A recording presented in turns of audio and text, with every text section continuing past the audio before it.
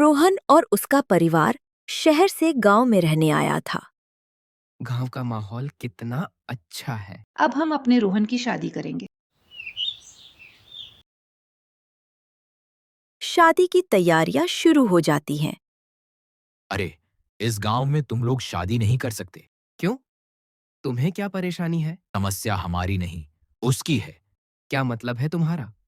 इस गांव में जो भी शादी करता है उसे मार दिया जाता है। ये सब बकवास है। अगर तुम नहीं मानते तो मत मानो। अब जो भी होगा तुम लोगों को भुगतना पड़ेगा। यह कहकर गांव वाले चले जाते हैं और परिवार शादी में व्यस्त हो जाता है। ये गांव वाले क्या कह रहे थे? अरे माँ, छोड़ो ये बातें। उधर तानिया दुल्हन बनी बैठी थी।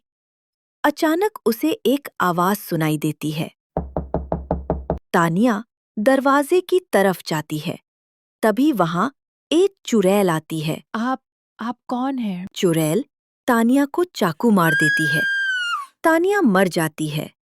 चीखने की आवाज सुनकर सभी तानिया के कमरे में दाखिल होते हैं। इसका मतलब ये है कि गांव वाले सही कह रहे थे। हमारा हंसता खेलता घर तबाह हो गया। फिर रोहन और उसकी माँ तांत्रिक के पास जाते हैं और उसे पूरी घटना के बारे में बताते हैं। मुझे उस जगह ले चलो जहाँ दुल्हन मरी थी। तांत्रिक वहां जाता है और अग्निकुंड जलाता है।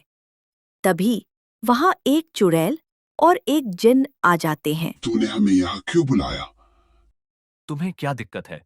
तुम इस गांव में किसी की शादी क्यों नहीं होने देते? यहाँ के लोगों ने हमारे साथ अच्छा नहीं किया। अब हम उनसे बदला ले रहे हैं। उन्होंने तुम्हारे साथ क्या किया? चुड़ैल तांत्रिक को बताती है। देखो, मैं तुम्हारी बहू ले आया हूँ। मेरी बहू कितनी प्यारी है। अरे, तुम्हें पता है दिव्या का बेटा शहर से दुल्हन लाया है। ये गांव के नियम के खिलाफ है। ये बहुत गलत है। अब पंचायत इसका फैसला करेगी। सभी राजू को पंचायत में ले जाते हैं।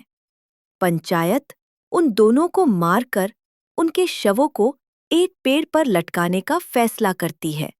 यह कहकर चुड़ैल और राजू का जिन गायब हो जाता है।